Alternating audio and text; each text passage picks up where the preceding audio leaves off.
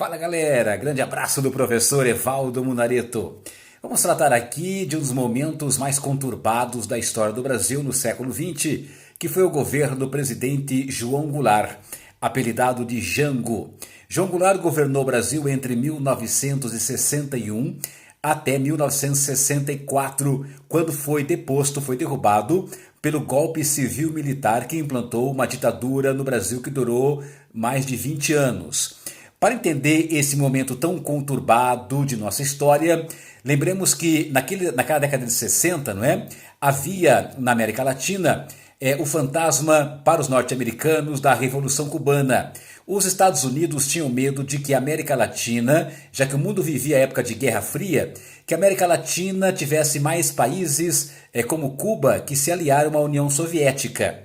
Mas veja que interessante, voltando aqui ao Brasil, no governo João Goulart, entre 61 e 64, um dos aspectos que mais despertou a preocupação dos Estados Unidos e também dos setores conservadores e anticomunistas aqui do Brasil foram as propostas do Jango que entraram para a história como as reformas de base.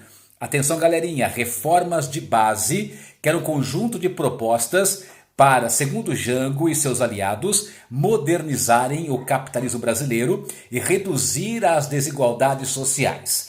As reformas de base eram várias reformas, por exemplo, a reforma agrária, para redistribuir latifúndios, a terra, desapropriando e pagando indenização aos proprietários, para distribuir terras aos lavradores, reforma urbana, reforma eleitoral concedendo voto aos analfabetos, reforma fiscal, fazendo com que setores mais ricos da sociedade pudessem ser tributados, entre várias outras reformas.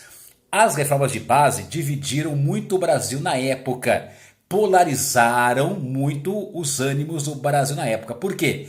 Quem apoiava Jango dizia que as reformas de base eram propostas para modernizar o nosso capitalismo e reduzir as desigualdades sociais. No entanto, os opositores de Jango, os grupos mais conservadores e anticomunistas, acusavam as reformas de base de serem reformas esquerdizantes, pró-socialistas e que poderiam conduzir o Brasil ao socialismo, a uma espécie de cubanização do Brasil.